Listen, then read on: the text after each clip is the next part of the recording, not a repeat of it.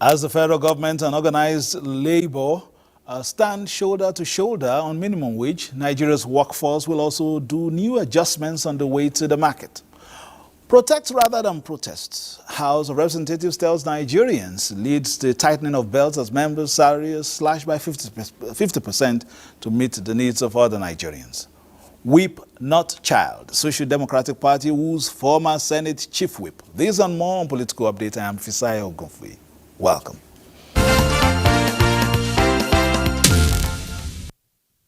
A protracted disagreement over the prospective new minimum wage has finally been put to rest as the federal government and the organized labor unions agreed on a new minimum wage of 70,000 naira. The parties reached this agreement after a meeting chaired by President Bola Tinubu at the State House.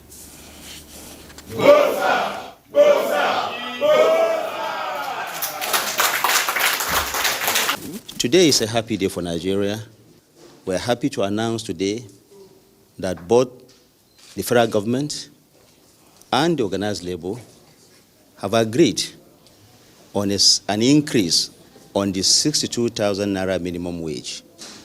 The new national minimum wage that we expect Mr. President to submit to the National Assembly for legislation is 70,000 naira. But that is not all. There is also a boost, like Mr. President has assured, in ensuring that massive investment is going to be made in the area of infrastructure. There is also a deepening of the investment of the federal government in renewable energy. More money is going to go into the acquisition of more buses, the CNG buses.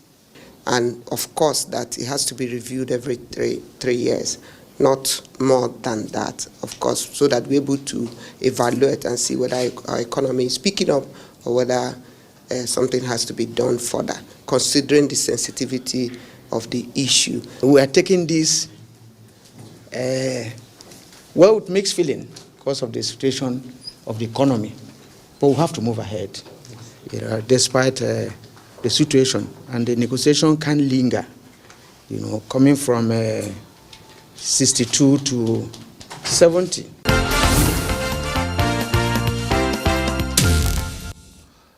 Lawmakers in the House of Representatives have passed a resolution to slash their salaries by 50% for 6 months to provide succor for Nigerians and avert a planned nationwide protest over economic hardship.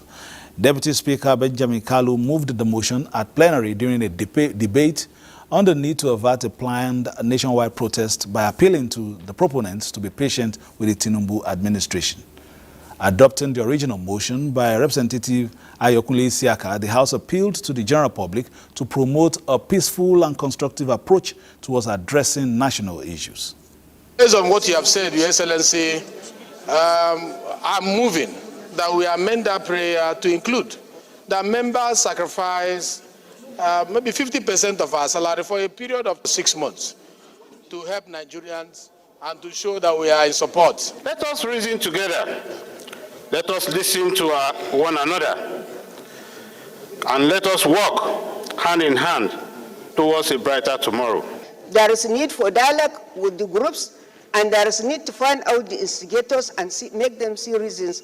And I also want to appeal to those that are coming out for the strike to please shield their swords and let there be peace. We have a government that listens, that is committed to delivering on its promises. And I think the debates we've had before today and since this morning show very clearly that above all interests, personal interests, this House is committed to the peace, progress, unity, and development of this country. We cut our salaries. Mr. Speaker, I want to appeal to executive to do so. Let's all of us cut our salaries, put the money in government copper, provide short-term solutions to this problem, Mr. Speaker. Those in support of this motion as amended should say aye. Those against should say nay. That is it. Thank you very much, honorable colleagues. One thing I can take and tell the world concerning this motion is our collective resolution to sacrifice 50% of our salaries for a period of 6 months to support the government and the people of Nigeria on the issue of this food security, food shortages, and so on and so forth.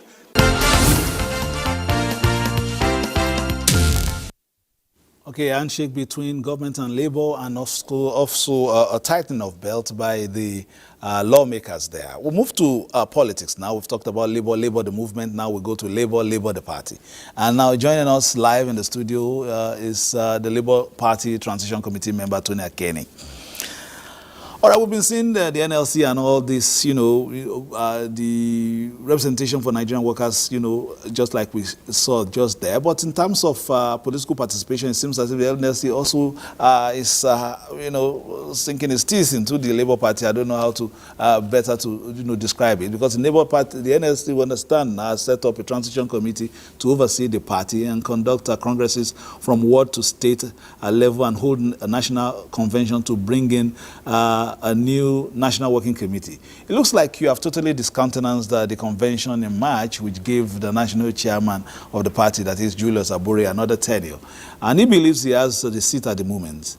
And anyone who feels differently expects should go to the court. Let me welcome, should I say comrade now, Tony Akeni, a member of the Transition Committee. What are your thoughts on, this, can we call it conundrum? First of all, let me thank you for the opportunity to be here. Thank you for having me. It is straightforward for us and the public to understand the background to what is out there, what seems to be a tussle between the expired Aburi National Executive Council and what the NLC, in its wisdom and obedience to what the Constitution of Labour Party dictates, has put together as a National Transition Committee. It is important to refer to 2014 to unravel the issues on ground.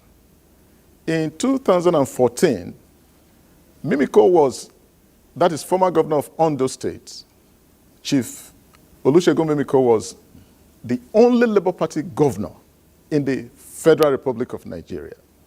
As the 2015 elections were approaching, he felt alone and he needed to increase his national relevance. And he thought the best way to do that was to abandon the Labour Party, which brought him to power as the governor of Ondo State. So he hurriedly put together a hush-hush convention which took place in Akure. That convention produced a National Executive Council led by the late chairman of Labour Party, Alhaji A.A. Salam. NLC, being a critical stakeholder, a foundational stakeholder for that matter, saw that important aspects of the Labour Party constitution had been discountenanced, had been transgressed against, so to say, by the convention that took place and brought in Salam.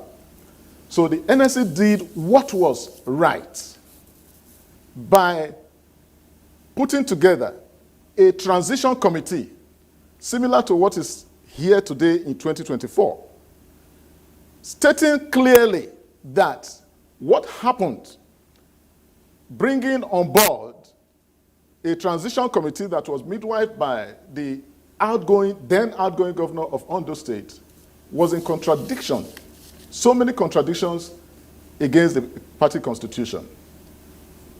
When the NSC put this transition committee forward, the NEC, led by A.A. Salam, took NSC to court.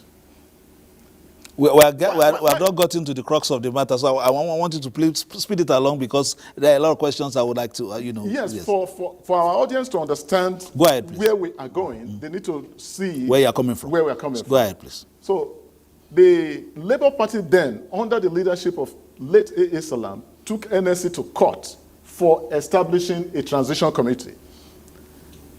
To cut a very long story short, the court, presided over by Justice Gabriel Kolawole, ruled after the matter came to the court, stating that unlike, and this is important for Nigerians to follow, and Labour Party members, that unlike any other political party in the country, the Labour Party was an institutional political party founded by the NLC, registered by the NLC, and promoted by the NLC. In other words, the NLC is an integral and undismissible stakeholder, a foundational stakeholder of the Labour Party. Therefore, in all the affairs... So therefore, can it now unilaterally institute a transition committee without all stakeholders being carried along, for instance? No, that did not happen. In this year, April 28th, the NLC did exactly that by inviting all stakeholders relevant to the life of Labour Party. And it was in that all stakeholders meeting that the coming on board of this present transition committee happened.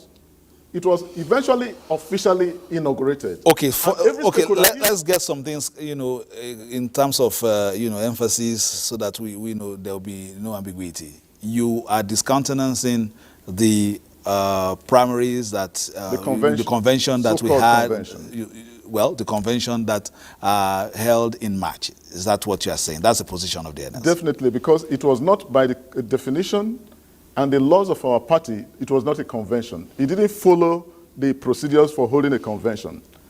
That was what Aburi did, in rebellion, in contradiction of everything that Labour Party stands for. So who conducts, convention? Is it organized by the, National Working Committee in place at the time, or the NLC? The NLC had to come in because in the consent judgment that arose from the court issues, there was an agreement which was brought back to the court, and all parties to that agreement included the Labour Party itself and the NLC. Now, if you understand what a consent judgment means, it means that two parties that have a contention, they have come together, agreed to settle out of court, and that was exactly what happened. And once you agree to settle out of court, if you cannot breach any part of the agreement. What Aburi did when he came on board as national chairman was to breach every of that consent agreement. And the ingredients of that agreement, the components of that agreement was that within 30 days of signing the agreement, where the Labour Party pleaded to settle out of court, within 30 days, they will constitute the Board of Trustees of Labour Party. Within 1 year, they will put together with the NLC a national convention. Now, having breached each of these agreements, and by the nature of consent judgments, they are irrevocable. So can NLC by itself unilaterally set aside, what the, leadership of the party had done before now? But I will let you come to that before we round off. Let's just take a few, stories that we still have on before we go. In the course of the week, there was a judgment, of course, reinstating, the Federal High Court judgment reinstating Philip Shaibu as the Deputy Governor of Edo State. And Philip Shaibu has reacted to that High Court verdict that ordered his reinstatement to office as Deputy Governor of the state as victory for democracy.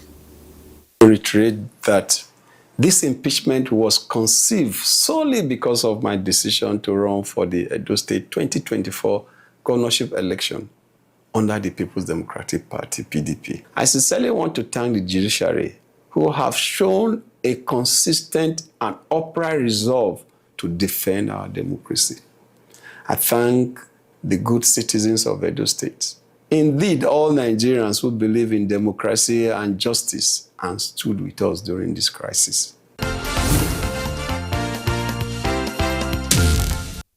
You can term that judgment Philip for Philip. Now, the Social Democratic Party, SDP, says it welcomes constructive criticisms. It urged the drivers of the nation's polity to consider divergent views as the hallmark of a healthy state. The party was commenting on the backlash received by the former chief whip of the Senate, Ali Ndume, from his party over what some considered as uncharitable remarks against the current administration.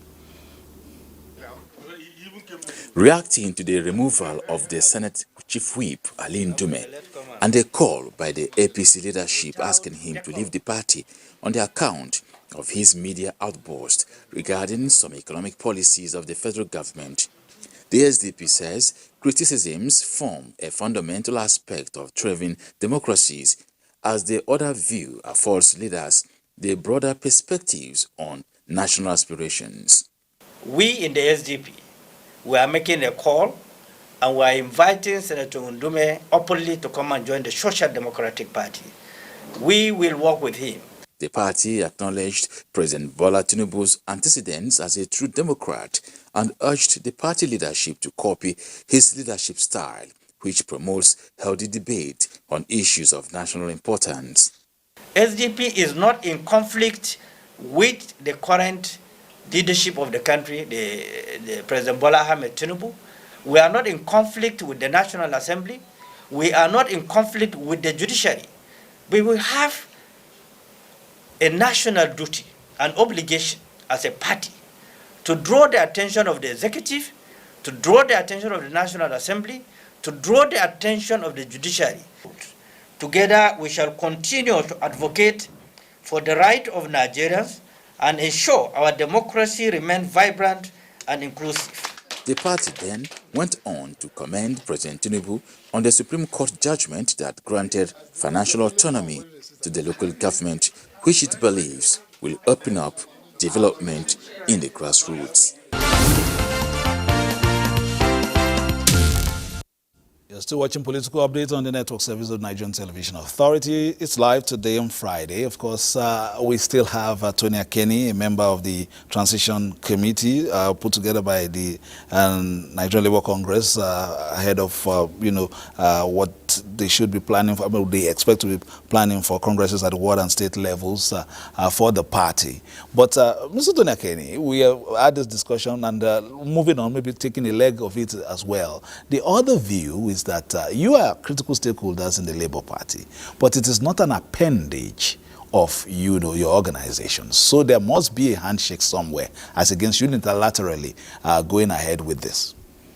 Let me first of all address the word unilateral. This is not unilateral. What the NLC is doing or has done is an offshoot in obedience to a court judgment that recognizes the NLC as, like I said, an integral, critical, and vertebral stakeholder, a foundational stakeholder.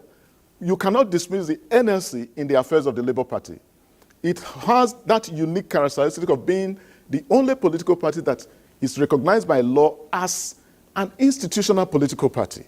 So when Aburi desecrated the provisions of the Labour Party constitution, desecrated the consent judgment that came out of the court of the Honorable Justice Gabriel Kolawola on March 20th, 2018, it was the duty of the Labour Party, of the NLC, to do what is right.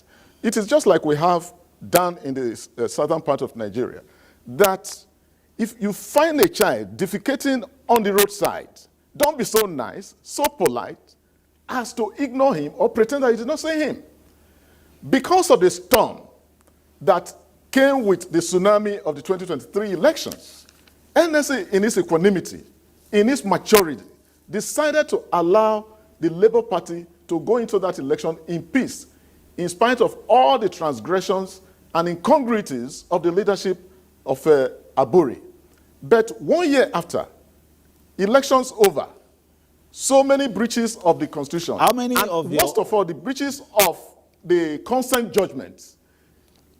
Several occasions where the tenure of Aburi had completely expired, it was necessary for the NSC to step in, bring in all stakeholders, as empowered by the content of the consent judgment. When you're talking I want you to about appropriately when you are talking about emphasize the when you are consent talking judgment. about all stakeholders, Mr. Kenny, are other people involved in this process? For instance, when you go about, when you talk about capturing the imagination of Nigerians, perhaps the UC should also be involved. Are they?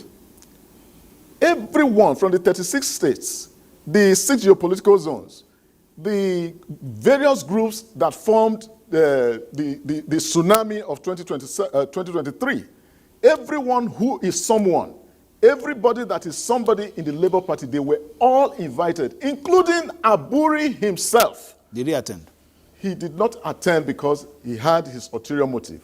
First of all, before then, he had breached the consent judgment, which called for an all-inclusive convention. That judgment gave 1-year deadline for that to happen under the leadership of Aburi. He defied it, and then what he did was to pretend that he had a meeting in Asaba. That was last year.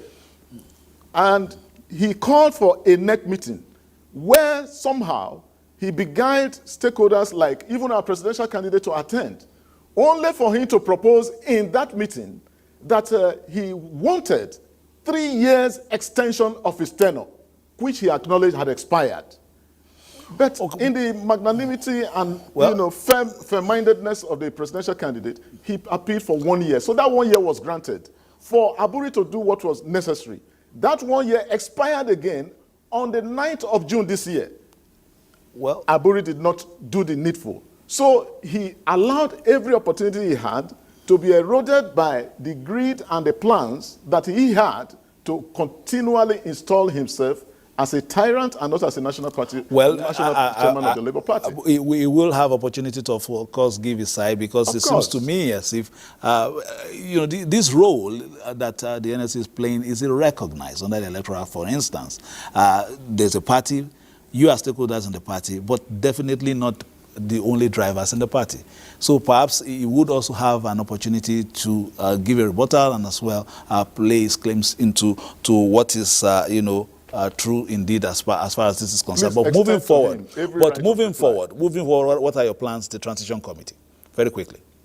Well, we have promised Nigerians, especially members of the Labour Party nationwide, that what Aburi has refused to do, we are committed to doing it under the chairmanship of the transition committee, a veteran comrade Omar Abdul Wahid. That is to say, to conduct a transparent, credible, all-inclusive, all stakeholders, congresses across the states, leading to an expansive national convention that will have everybody on board who is interested to be a member of the Labour Party. These are the things that Aburi did not want to happen. So he believed in the hush-hush arrangements where he appointed friends and relatives. People do not emerge as the leaders. The Electoral Act does not recognize that people emerge as leaders of the political party by appointment. We will allow him to identify the family members that you are talking about. That will be his own stage, because I'm sure he will be in a better position to say exactly the credentials of those who have and the antecedent of those who have made the National Working Committee. Mr. Tony Akene, thank you for being a part of it. This conversation is not finished. We know that, of course, there will be a push and pull concerning all this. And that has been a political update for today. We'll be back again on Tuesday. Between now and then, play your politics for the greater good and think of what you would do for your country to make it great. My name is Mr. Ogunfe. Thanking you for staying tuned. Enjoy the rest of your weekend and keep it locked on Nigeria's Television Authority, Africa's largest and finest, for news, reviews, previews, and interviews. Bye-bye now.